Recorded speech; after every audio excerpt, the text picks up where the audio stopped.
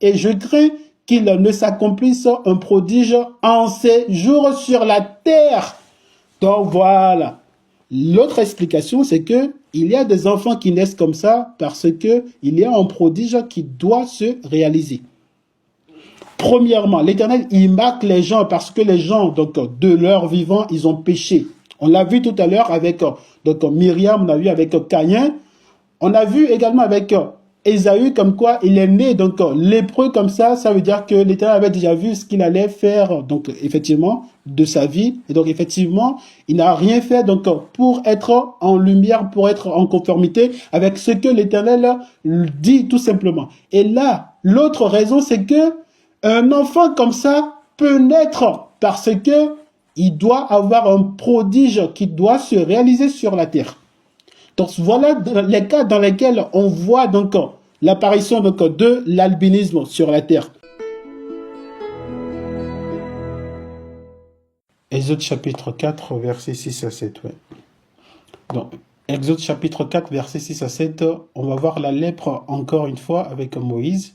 C'est pour qu'ils croient que l'Éternel, le Tout-Puissant de leurs ancêtres, le Tout-Puissant d'Abraham, d'Isaac et de Jacob, est réellement apparu. Puis l'Éternel continua. Mets ta main sur ta poitrine. Moïse mit sa main sur sa poitrine. Puis la ressortit. Elle était couverte d'une lèpre blanche comme la neige. Quelqu'un qui est déjà blanc, vous imaginez-vous qu'on parle donc d'une marque qui ferait en sorte qu'on l'appelle encore blanc? Il faut se réveiller. Donc les chrétiens, encore une fois, ils sont donc dans leur désillusion, ok? J'aime appeler ça désillusion parce que s'ils se contentent donc d'une simple collection donc de livres qui les empêche effectivement donc de comprendre la vérité, ça c'est une fausse doctrine. Ça c'est pas une science en fait. Une science normalement ça te permet de comprendre en profondeur, d'avoir des éléments donc de détail. Là tout à l'heure on vient d'écouter donc Lévitique chapitre 13. On a parlé donc de la lèpre. Et on dit, selon la définition de la lèpre, là, la lèpre, c'est une blancheur sur la forme vive. C'est quoi la forme vive? Il faut s'intéresser à ce que c'est que la forme vive. Quand l'Éternel a créé l'homme, il a créé l'homme à son image. Hein. Comment l'Éternel est décrit? Comment est-ce que le premier homme qu'il a créé, comment est-ce qu'il est décrit? Ce sont ces choses-là, il faut comprendre. Déjà, l'Éternel, comment est-ce qu'il est décrit? Donc là, on a Daniel chapitre 7, verset 9. On le répète toujours, hein, mais les gens ne veulent pas comprendre. Ça n'entre pas dans leur tête. Daniel chapitre 7, verset 9. Daniel chapitre 7, verset 9. Je regardais encore, pendant qu'on installait des trônes, un vieillard âgé de très nombreux jours prit place sur l'un d'eux. Son vêtement était blanc comme la neige. On parle bien de son vêtement. Et ses cheveux étaient comme la laine nettoyée. La laine nettoyée. Donc, quelqu'un qui a de la laine, donc les cheveux en forme de laine nettoyée, de laine pure, hein, c'est quelqu'un qui est négroïde, qui a les cheveux crôlés, tout simplement. Ok? C'est pas fini. On décrit même l'Éternel hein, dans le livre de l'Apocalypse. Apocalypse chapitre 4, verset 3. Apocalypse chapitre 4, verset 3. Celui qui siégeait avait l'aspect d'une pierre de jaspe et de sardoine. Il ressemblait à la pierre de jaspe et de sardoine. C'est ça la pierre de jaspe. Et ça, ça a la même forme de couleur que la couleur de l'homme originel, Adam. Et donc, quand on parle de la couleur vive, c'est comme ça. Donc là, on va s'intéresser également à sardoine. Sardoine. Donc, sardoine, voilà. Sardoine, c'est cette couleur-là. Là encore, pour le contre-narratif, ils vont te dire c'est le vert, c'est le jaune, c'est le ci, c'est le ça. C'est là, sardoine. Je ne vais pas chercher loin, c'est là, sardoine. C'est là, sardoine. Maintenant, si on s'intéresse effectivement donc, au premier homme, comment est-ce qu'il a été formé, on nous dit qu'il a été formé à l'image donc de son Tout-Puissant. Ok? Et on a également la description donc, du Messie, hein, c'est pas fini. Le Messie, la description, elle est là. Apocalypse chapitre 2, verset 18. Ok. À l'ange de l'église qui est à Thyatire, écrit Voici ce que dit le Fils du Tout-Puissant, dont les yeux sont comme une flamme ardente et les pieds comme du bronze. La couleur bronze, on va s'intéresser aussi à la couleur bronze. Parce qu'il est comme son père. Il n'a pas changé, il est comme son père. C'est quoi cette bête-là? Donc, du bronze, dans d'autres passages, on dit bronze poli. Bronze, on va chercher. Voilà. Bronze, c'est ça. Bronze, c'est ça. C'est le même type de couleur que la sardoine, la jaspe. OK? Et c'est pas fini. On continue avec les détails sur le Messie. Donc, l'Éternel, on a compris. Le Messie, encore un autre détail. Apocalypse chapitre 1, verset 14 à 15. Sa tête et ses cheveux étaient blancs comme de la laine blanche. Donc, pareil, il a le même, la même texture donc, de cheveux comme l'Éternel. On a vu tout à l'heure dans Daniel chapitre 7, verset 9. Oui, comme la neige. Ses yeux étaient comme une flamme ardente, un peu. Donc, comme l'Éternel, on a vu dans Apocalypse chapitre 4, verset 3. Et ses pieds étincelaient comme du bronze incandescent au sortir d'un creuset. Quelque chose qu'on sort donc du feu, ça a quelle couleur? Quelque chose qu'on sort du feu, ça a quelle couleur? Mais effectivement, il est bronze, donc il est négroïde, il est mélanoderme tout simplement. En plus, on a aussi Daniel chapitre 10, verset 5, toujours pour parler du Messie. Daniel chapitre 10, verset 5. Daniel chapitre 10, verset 5, 5 à 6 d'ailleurs. Je levai les yeux et j'aperçus un homme vêtu d'habits de lin. Donc le lin, il faut comprendre, ça symbolise l'autorité, qui portait une ceinture d'or le plus pur autour d'air. Son corps luisait comme de la topaze, son visage flamboyait comme l'éclair. Ses yeux étaient pareils à la flamme ardente, ses bras et ses pieds avaient l'éclat du bronze poli. Bronze poli, donc encore une fois, on répète ici comme quoi, donc quelque chose qui sort donc du creuset, donc du feu, effectivement, ça a cette couleur-là. Donc il est mélanoderme. Maintenant, pour les personnes, ok, qui aiment découvrir la vérité, parce que en même temps, le livre de Genèse le dit, donc selon ce récit-là, effectivement, l'Éternel a créé l'homme à son image. Son image, donc il a une couleur de peau, forcément, cet homme-là doit avoir cette couleur de peau.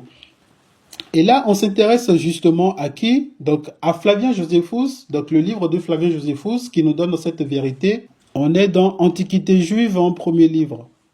Antiquité juive, premier livre, ok? Donc, on est au premier chapitre, premier livre, premier chapitre, chapitre premier, voilà, chapitre premier. Paragraphe 2. Chapitre premier, paragraphe 2. Le deuxième paragraphe, il est là. Après le 7e jour, Moïse commence à parler. Donc, il faut parler donc de cet auteur-là. Donc, Flavien Joséphus, c'est qui? Donc, c'est un historien donc de la descendance lévitique. Ok, il appartient donc à la dynastie donc de Lévi. Ok, et c'est lui qui écrit. Ben, il va pas écrire sur sa propre pensée à lui. Il écrit sur la base donc de la loi et les prophètes. Et voici ce qu'il explique. Après le 7e jour, Moïse commence à parler de questions, naturelles. Sur la création de l'homme, il s'exprime ainsi. L'Éternel, pour façonner l'homme, prit de la poussière de la terre et il y inspira un souffle et une âme. Cet homme fut appelé Adamos, ce qui en hébreu signifie roux. Ok? Donc déjà être roux en hébreu, ça veut dire mélanoderme aussi. Ok, signifie être roux, ok, parce que c'est avec de la terre rouge délayée qu'il fut formé. C'est bien en effet la couleur de la vraie terre vierge. Donc, une terre vierge, effectivement, ça doit avoir cette couleur-là. Terre rouge, voilà. Terre rouge.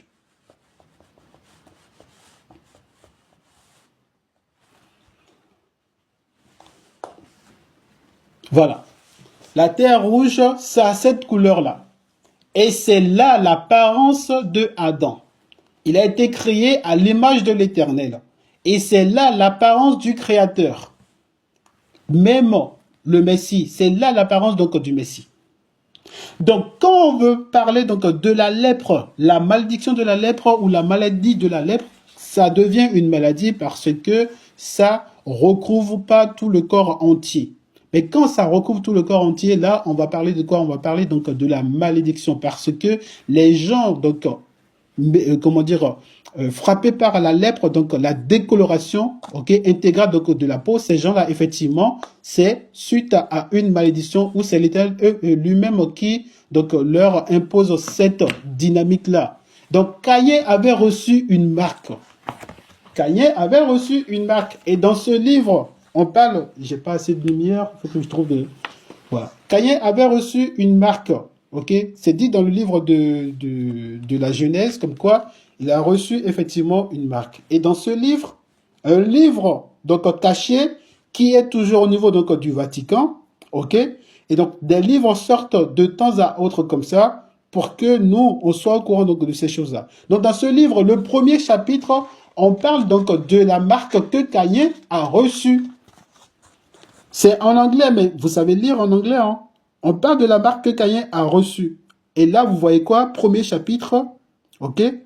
Pour que l'Éternel ignore la descendance donc, de Caïn, donc c'est une malédiction. Pour que l'Éternel ignore la descendance de Caïn, il faut qu'il le marque. Donc l'albinisme, c'est une forme de malédiction. Ça veut dire que l'Éternel ne les calcule plus, c'est fini. Donc, dans le premier sens, l'albinisme, c'est ça. Ça veut dire que l'Éternel ne les calcule plus. Et là, on parle de, pardon, on parle de la dépigmentation, ok, sur la chair vive. La chair vive, c'est à cette couleur-là. Pardon. Ça, c'est la couleur de la chair vive. Pourquoi tu m'emmènes loin, toi? Voilà. Ça, c'est la couleur de la chair vive. La chair vive a cette couleur-là. Ensuite, quand on va s'intéresser à la marque que Caïn a reçue, si Caïn, donc effectivement, il est sorti donc de Adam. Adam, on dit Adam, il est comme ça. Si Adam, il est comme ça, et que Caïn, effectivement, a reçu une marque pour qu'il devienne tout blanc, là, on le précise, hein? On le précise ici.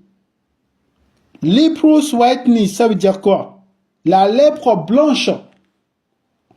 Donc, pour que l'Éternel oublie la descendance de Caïn, effectivement, il faut qu'il lui colle une marque. Donc, vous êtes dans ce monde, vous ne savez pas qui vous êtes, vous ne savez pas quelle joie vous devriez éprouver en ayant une couleur de peau qui est comme la couleur de peau donc, du Créateur. Parce qu'on dit Créateur, ils vont te dire, les chrétiens vont te dire, oui, le Créateur, il est esprit. Il est esprit, alors que le livre a même décrit sa couleur de peau. Si, en rêve, on lui montre la couleur de peau du Créateur, vous allez dire que oui, c'est que du rêve. Non, nous, on sait que quand on croit, on n'est pas donc dans l'histoire, donc oui, c'est que du rêve. Non, le rêve, c'est par le rêve que l'Éternel, il parle à ses enfants. Et donc oui, effectivement, le Messie, on l'a décrit ici. Il a la même couleur de peau que le Père. Et donc oui, effectivement, si l'Éternel doit frapper quelqu'un, doit lui donner donc une marque de la lèpre, c'est effectivement la dépigmentation. Et quand ça ne recouvre pas tout le corps entier, oui, là, il est question de quoi? Donc de la lèpre partielle. Et c'est là, on parle donc de maladie. Maladie parce que effectivement, la personne est impure. Et quand ça recouvre tout le corps entier, là, on parle de malédiction. Et quand il est question donc, de parler de malédiction, ça veut dire que l'Éternel a ignoré donc, la descendance de cette personne-là. Attention, dans un premier sens, c'est ce que ça veut dire. Parce qu'on a vu également d'autres personnes qui avaient la même marque, mais que l'Éternel a quand même utilisé et même utilisé leurs descendants. Donc ici, déjà, il faut comprendre la couleur de peau de l'Éternel. Donc là, le Messie, Daniel chapitre 10, versets 5 à 6, il est mélanoderme. Et sa couleur de peau, c'est ça, comme Adam. Et donc oui, effectivement, l'homme originel, il a cette couleur de peau. Les autres là, il faut qu'ils commencent à dire la vérité pour arrêter de tromper les gens. Il faut qu'ils disent, bon, je pense qu'il y en a énormément qui ont commencé à dire cette vérité, mais que, voilà, vous savez, notre peuple, ils aiment le sentimentalisme, donc ils sont pas trop dans ça. Ils préfèrent le mensonge. C'est pour ça qu'ils ont du mal à se réveiller. Donc oui, effectivement, la forme vive, c'est ça. Et donc c'est sur cette forme vive-là que la lèpre est appliquée. La lèpre, la malédiction de la lèpre ou la maladie de la lèpre est appliquée sur cette forme vive-là. Et donc, toujours en guise d'illustration, on va aller sur les images, parce que les images doivent parler aussi. Voici ce que je peux proposer. Donc là, cette image-là, on l'a retrouvée parce qu'il était question donc de parler des deux jumeaux, Ésaü et Jacob. Et comme je vous l'ai dit tout à l'heure, selon le livre donc, de Lamech, descendant de Caïn, effectivement, la marque de la lèpre, c'est une forme de malédiction pour dire que l'Éternel va ignorer la descendance de cette personne-là. Donc, selon ce livre, c'est une forme de malédiction pour déterminer que l'Éternel va ignorer la descendance donc de Caïn. Voilà. Maintenant, on a cette image-là par rapport à Ésaü et Jacob. On dit Ésaü est roux. Donc, encore une fois, il faut faire attention avec l'expression roux, mais il est sorti comme ça, lépreux, et donc Jacob a la couleur vive, donc la couleur donc, de ses grands-parents. Il y a des enfants qui naissent albinos. Mais est-ce que c'est de leur faute? Non. Soit c'est l'Éternel qui les marque comme ça à cause de quelque chose, on ne sait toujours pas. Soit l'Éternel a déjà vu ce qu'ils vont devenir dans le futur et il a décidé de les marquer. Si Ésaü était rejeté, il a été déjà rejeté avant même qu'il ne naisse. Parce que l'Éternel avait déjà vu que Ésaü n'allait pas s'intéresser à sa parole. Et quand vous lisez le livre du juste, on vous donne les détails là-bas, comme quoi Ésaü ne s'est pas bien comporté à l'égard de la parole de l'Éternel. Quand ils avaient 12 ans, ils grandissaient, on a demandé, donc le patriarche Isaac avait demandé à ses enfants jumeaux qu'ils doivent partir dans la famille de Sem pour se faire enseigner. Ésaü avait refusé. Donc c'est un aventurier. Lui, il préfère, voilà, les loisirs, tout ça. Mais Jacob, il est parti. Et d'ailleurs, il est parti rester là-bas jusqu'à ce que Sem meure. Ça, c'est une vérité qu'on nous cache. Donc seulement avec la collection des 66 livres, vous n'allez pas comprendre ces choses-là. Et on parle à nos frères et sœurs comme quoi ils doivent se baser sur les principes préétablis. C'est pas à l'homme de dire que tel livre n'est pas inspiré, tel autre livre n'est pas inspiré. Parce que pour déclarer la recevabilité, donc comme quoi un livre est inspiré, c'est le principe selon lequel, donc déjà, le livre, le contenu ne contredit pas la loi et les prophètes. Ensuite, le contenu ne contredit pas les autres principes comme la non-variabilité de l'Éternel, le principe selon lequel il ne faut pas jouer au jeu du favoritisme et que les prophètes ne se contredisent pas et la parole de l'Éternel ne change pas. Donc Moïse a reçu la loi sur la lèpre. Ce que c'est que la lèpre, c'est l'albinisme. Donc l'albinisme, ça c'est l'albinisme. Lui sûrement il est né avec ça. Ok? Voici l'image, donc l'illustration par rapport à ce que Moïse a vécu. Mets ta main dans ton vêtement, sors-le. Il a sorti la main est devenue toute blanche. Il a remis sa main donc, dans son vêtement et l'a ressorti. Et ensuite, ça a repris la forme vive. Et la forme vive, vous le savez ici. Voici la forme vive. Comment est-ce que les gens, ils étaient au départ? Comment est-ce qu'ils étaient au départ? Donc l'Éternel, il est décrit comme ça. Le Messie, il est décrit comme ça. Les anges, Ézéchiel chapitre 1, versets 7 à 14, les anges sont décrits comme ça. Donc forcément, Adam, on a vu précision, donc c'est avec la terre rouge qu'il a été formé. Hein? La terre rouge, c'est avec de la terre rouge qu'il a été formé. Donc là, il n'y a plus de débat par rapport à ça. Il n'y a plus de débat par rapport à ça. Et donc oui, effectivement, le livre dit quelque chose, mais les chrétiens ne veulent pas donc comprendre le livre tel qu'il est écrit. Par exemple, là, je retourne dans Lévitique chapitre 13, verset 13. Ils vont me dire, ils vont me demander. Donc, je prends les petits chapitres 13, versets 13 à 14. Voilà. Tout à l'heure, là, sur un live, qu'est-ce qu'on m'a dit? Ok. On m'a dit de leur donner, pardon, la cause de la lèpre ou la cause de la plaie. Pour eux, la plaie, ça veut dire une infection tout simplement. Ben, l'infection, on ne peut pas parler en termes d'infection, sachant que ce n'est pas quelque chose qui agit négativement donc, sur la peau de la personne. On dit donc c'est un changement donc, de couleur de peau évolutif. Donc la lèpre, c'est de la dépigmentation. Ça peut être partiel ou ça peut être donc, intégral. Et j'étais sur le point donc, de démontrer comment est-ce que ça peut être intégral. Voilà. La lèpre partielle, on a toujours des gens parmi nous qui ont ces taches-là sur le corps. On n'a pas besoin d'aller dans un moteur de recherche pour voir ça. Même si aujourd'hui, voilà, tout le monde se voile et tout, enfin, se couvre et tout, ben, on a quand même des gens comme ça toujours dans la circulation. Donc, la lèpre partielle, c'est ça. Si la personne, elle est comme ça, ce que Moïse enseigne, si la personne est comme ça, c'est une personne impure. Par contre, si la lèpre, ça recouvre tout le corps comme celui-là, alors celui-là n'est plus impur, mais il est pur désormais. Parce qu'il n'y a plus donc de points blancs sur lui. De points noirs, pardon, sur lui. Ça, c'est la forme vive. C'est la couleur de l'homme au départ. Et donc, si cette tache-là apparaît et que c'est évolutif, il faut attendre jusqu'à ce que la personne soit comme ça pour le déclarer pur. Ou il faut forcément que les taches blanches-là disparaissent pour que la personne redevienne pure. Ça, c'est ce qu'on appelle la lèpre dans la Bible. Et donc, si la personne devient comme ça, oui, la personne est pure. Mais c'est quoi la cause?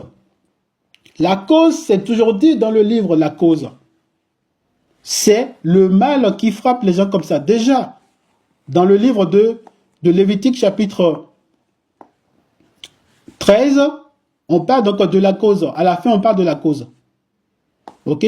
Donc, on dit même par rapport à l'évolution donc sur la tête. Donc, on dit donc c'est le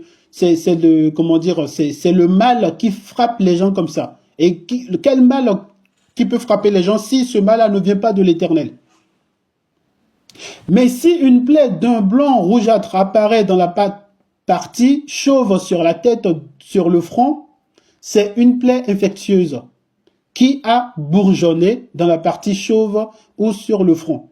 Si à l'examen le prêtre constate que la plaie provoque une boursouflure d'un blanc rougeâtre sur le crâne ou sur le front chauve et qu'elle a l'aspect d'une maladie évolutive de la peau, l'homme a une maladie infectieuse. Il est impur et le prêtre doit le déclarer impur. C'est à la tête que le mal l'a frappé. Mais ce n'est pas une infection, c'est une erreur de traduction. Ce n'est pas une infection. Cette couleur-là, ce n'est pas une infection. Parce qu'une infection, c'est quelque chose que tu attrapes et possiblement, ça forme un mal dans ton corps en fait. Ça te peine. Mais ce type de mal-là, ça ne peine personne. Ce type de mal, ça ne peine personne. Peut-être au regard, oui. Mais les gens continuent de vivre. Ils continuent donc de faire leur travail tout simplement. Donc la lèpre blanche ou le vitiligo, on comprend que c'est la dépigmentation ou la décoloration partielle ou intégrale donc appliquée sur la chair vive. La chair vive, c'est ça. Donc, toutes les autres images là où on va voir des leucodermes donc avec les mêmes taches et tout, ça ne nous intéresse pas parce qu'à la base, ils n'étaient pas là. À la base, la Bible parle donc d'un monde mélanoderme. Et à la fin aussi, vous verrez, pour ceux qui ne sont pas pressés, vous verrez qu'à la fin aussi, ils seront donc que des mélanodermes. On va prendre l'exemple aussi donc de Myriam, la sœur aînée de Moïse. Et on va comprendre aussi la cause. Qu'est-ce qui fait que les gens ils deviennent comme ceci? Qu'est-ce qui fait que les gens ils deviennent comme ceci? Ok, la cause avec Myriam, on va voir Nombre chapitre 12, verset 10. Nombre chapitre 12, verset 10. Ok. À peine la nuée avait-elle quitté la tente que Myriam se trouva couverte d'une lèpre blanche, comme la neige, quand Aaron se tourna vers Myriam, il vit qu'elle était lépreuse. Donc, quand on parle de la lèpre blanche, ou la plaie donc, de la lèpre blanche, effectivement, il est question donc, de quelqu'un qui avait la forme vive. Il est question donc de quelqu'un qui avait la chair vive, mais que ensuite cette personne-là a été frappée, ok, donc de la lèpre blanche. Et donc, il faut toujours essayer donc, de comprendre l'histoire des gens. Il ne faut pas mettre tout le monde dans le même bateau. Ça, il faut faire attention. Il ne faut pas mettre tout le monde dans le même bateau. Myriam, elle a eu sa lèpre comment? Elle a eu sa lèpre parce que c'est suite à sa réaction sur son frère qui a épousé une femme égyptienne. Les Israélites, les négroïdes n'ont pas le droit d'épouser des femmes étrangères. Et donc, lui, Moïse, il a fait. Aaron l'a critiqué. Aaron était plus âgé que Moïse. Aaron, donc, il y a un écart de 3 ans entre Aaron et Moïse. Et Myriam est leur grande sœur. Myriam a fait ce reproche-là. Aaron aussi a fait ce reproche-là. Myriam a été frappée. Aaron n'a pas été frappé. Aaron n'a pas été frappé. C'est seulement Myriam qui a été frappée. Pour dire que la femme ne peut pas avoir d'autorité sur l'homme. Ça, c'est la leçon que l'Éternel donnait ici à Myriam. C'est-à-dire qu'il lui a donné cette marque-là, ce marqueur-là pour dire que toi, tu as fait quelque chose de mauvais, je te marque comme ça. De la même façon qu'on a vu dans le livre donc, de la Genèse, on a vu que Caïn, il a tué son frère. Et là, l'Éternel lui a donné une marque. Dans ce livre,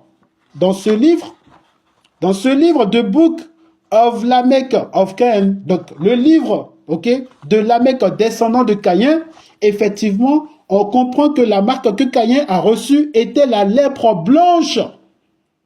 Donc, toujours sur la forme vive.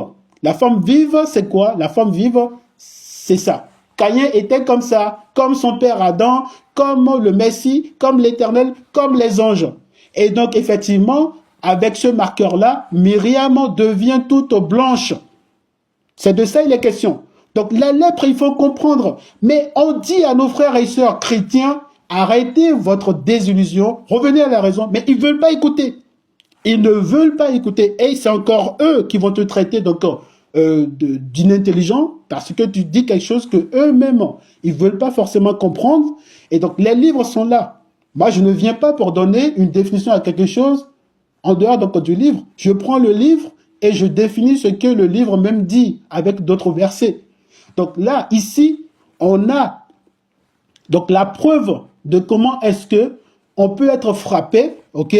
Donc, c'est-à-dire que on peut être comme ça à la base, c'est-à-dire tout noir, et peu à peu, on devient comme ça, graduellement comme ça, ou à la fin, on devient comme ça. Mais on va voir que Myriam, elle est devenue toute blanche.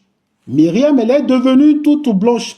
C'est ce que le livre dit. Donc, encore une fois, pour les malheureux de Kamit là, qui ne maîtrisent pas le livre, ils n'ont jamais pris le soin, la peine d'étudier le livre, mais qui sont tout le temps là en train d'insulter les gens qui ont gardé le livre, là encore, eux aussi, ils doivent faire attention.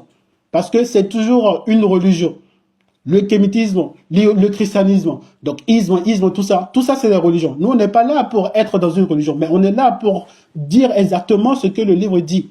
Donc, on se conforme à ce que le livre il dit. Ok? Donc, Myriam, elle a reçu sa marque parce qu'elle a désobéi à un oint de l'Éternel. Même si son frère était son jeune frère, ou est toujours son jeune frère, elle n'avait pas le droit donc, de lui manquer de respect parce que c'était un prophète, donc un oint de l'Éternel.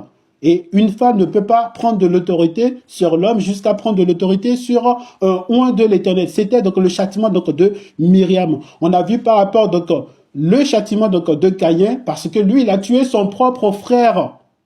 Maintenant, on va quand même vérifier les Écritures au sujet donc, de cette marque-là. Pourquoi est-ce que l'Éternel laisse cette marque-là sur les gens? On a vu déjà par rapport à Caïn. Donc, on va voir par rapport à Noah. Noah, effectivement, lui, il avait 3 fils. Mais pourquoi est-ce que Noah était frappé? Voilà. Regardez. Donc, ici, ils l'ont bien précisé. Hein. Ils l'ont bien précisé. Donc, ça, c'est le chapitre 116. Enoch, chapitre 116. OK? Donc ça, c'est le témoignage que l'auteur il met ici par rapport donc à ce livre-là, à cette réalité-là. Et après un temps, mon fils Mathusalem prit pour son fils Lamech une femme, et elle conçut de lui, et elle enfanta un fils. Il y a différents types de Lamech. Hein. Ce Lamech-là, il est descendant de Caïn. C'est lui qui a donné le témoignage comme quoi son ancêtre Caïn a reçu la lèpre. Et c'était la marque dont on parlait, ou dont on parle toujours dans le livre de Genèse. Caïn a été marqué, c'est la lèpre. Il est devenu tout blanc parce qu'il était déjà noir. Et à la forme vive donc, de tous les humains sur la terre en ce moment-là. Et quand il a été frappé, effectivement, il a reçu cette blancheur-là. Donc ça, parce qu'il a été maudit à ce moment-là, et l'Éternel avait décidé donc de le séparer de sa création tout simplement. Et donc ça, il donne ce marqueur-là parce que les gens ont péché et qu'il n'a pas envie que les gens se souillent avec la descendance de cette personne-là. Ça, c'est le premier point. Mais voici le second point. Pourquoi est-ce qu'il marque les gens? Voici. Et après un temps, mon fils Mathusalem prit pour son fils Lamech une femme, et elle conçut de lui, et elle enfanta un fils. Sa chair était blanche comme la neige, et rouge comme la fleur de la rose. Et les poils de sa tête et sa chevelure étaient blancs comme de la laine. Vous voyez le type albinos noir. Albinos noir.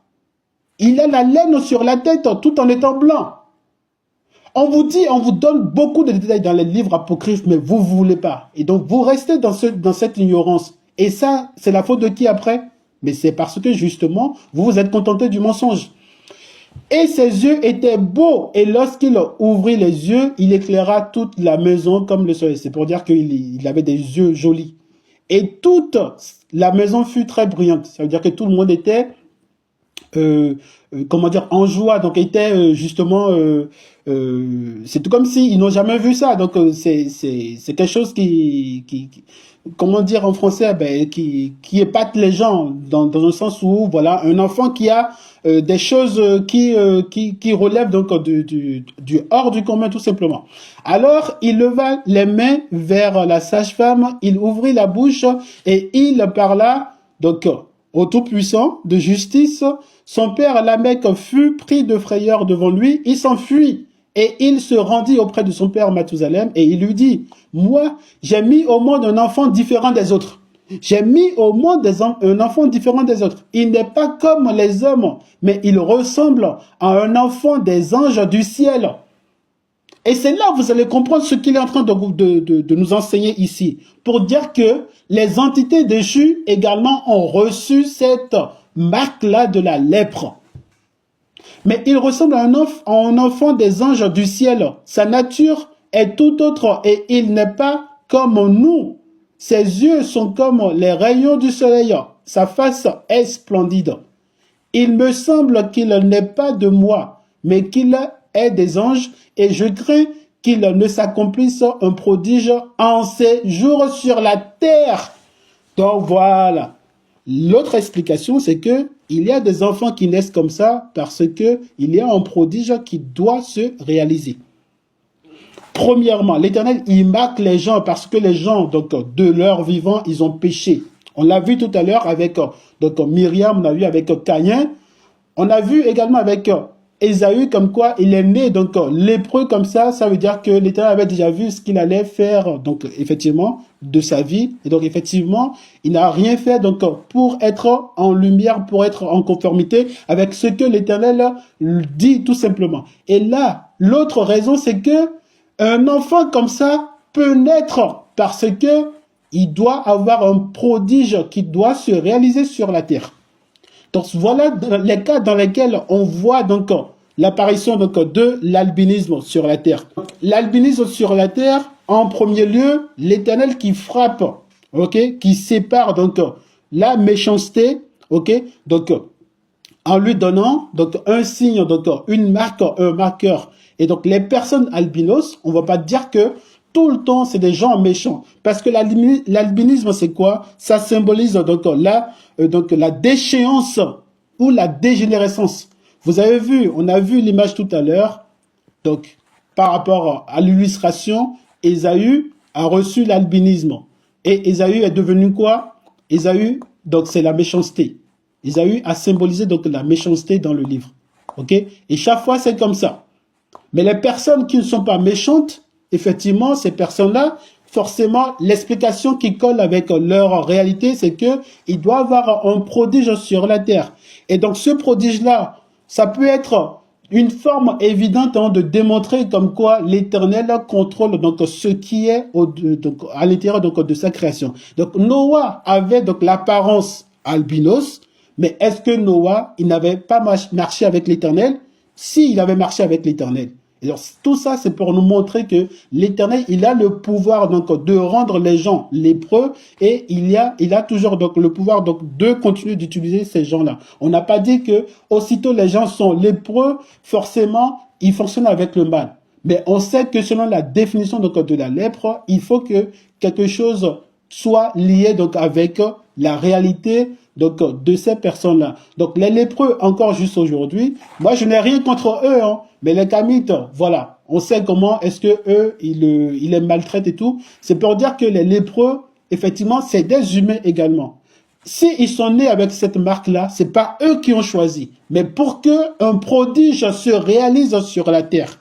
Et ce prodige-là, il faut toujours s'intéresser donc à ces prodiges-là. Parce que nous sommes des enfants des prophètes. On n'évolue pas dans le monde comme ça. On évolue dans le monde parce que on a envie donc de nous conformer à ce que l'Éternel dit. Et donc pour se conformer avec à ce que l'Éternel dit, il faut toujours revenir donc à sa parole. La loi est au témoignage des prophètes. S'ils ne parlent pas et s'ils n'ont point donc de vérité en eux. Donc voilà l'explication que je souhaiterais apporter sur le principe de l'albinisme. Toujours est-il que les gens vont rester là à rejeter donc ce que dit le livre et pour vouloir eux-mêmes se donner donc une explication fallacieuse et toujours pour dire que oui, eux-mêmes ils ont leur propre baromètre de vérité. On ne peut pas servir l'Éternel pour dire qu'on a notre propre baromètre de vérité. Soit le livre s'impose à vous avec les principes préétablis, parce que ces principes-là sont là pour nous dire, pour nous permettre donc d'être pleinement dans la vérité et de ne point avoir de doute. Et donc la lèpre dans le livre, c'est l'albinisme. Et ce type d'albinisme dont on parle, effectivement, ça parle donc de la réalité selon laquelle il y a donc de la dépigmentation sur la peau de la personne qui était à la base un noir, qui était à la base un mélanoderme. Et ensuite, quand la dépigmentation arrive, soit cette dépigmentation, elle est partielle, dans quel cas, donc encore on voit ici, soit cette dépigmentation elle est partielle, dans quel cas on parle donc de l'impureté de la personne. Si les Israélites se réveillent tout et forcément, s'il y a quelqu'un comme ça parmi nous, ben, il faut forcément penser à sa guérison pour que lui, il puisse participer au Shabbat, pour que lui, il puisse donc arriver jusqu'au temple de l'Éternel. Mais s'il continue d'être comme ça, c'est qu'il n'est pas guéri. Donc ça veut dire qu'il est impur. Par contre, s'il est comme ça, il peut participer donc aux assemblées et tout. C'est pour dire que tant que la forme donc n'est pas complète, la forme donc de la lèpre n'est pas complète, la personne est considérée comme quelqu'un qui est malade, même si la personne est en bonne santé. Et donc, il faut que la lèpre arrive à sa phase définitive. La phase définitive, c'est ça. Donc, soit la lèpre arrive à sa phase définitive, soit la personne est guérie donc, de la lèpre et donc la forme vive reprenne. Donc, voilà le livre. Le livre nous enseigne beaucoup de choses. On ne va pas rester là derrière pour dire que oui, c'est la plus mensongère du Coran. Bien sûr, on sait qu'ils ont mis du mensonge dedans. Mais si on se maintient, on garde les principes préétablis, forcément, on sait qu'avec les principes préétablis, on comprend mieux le livre que la personne qui nous a ramené le livre. Voilà. Je vous remercie énormément. Bonne soirée à vous et que l'Éternel vous garde et qu'il vous protège. Shalom. Gloire et louange à l'Éternel Tout-Puissant, lui qui continue de témoigner son fidèle amour à son peuple.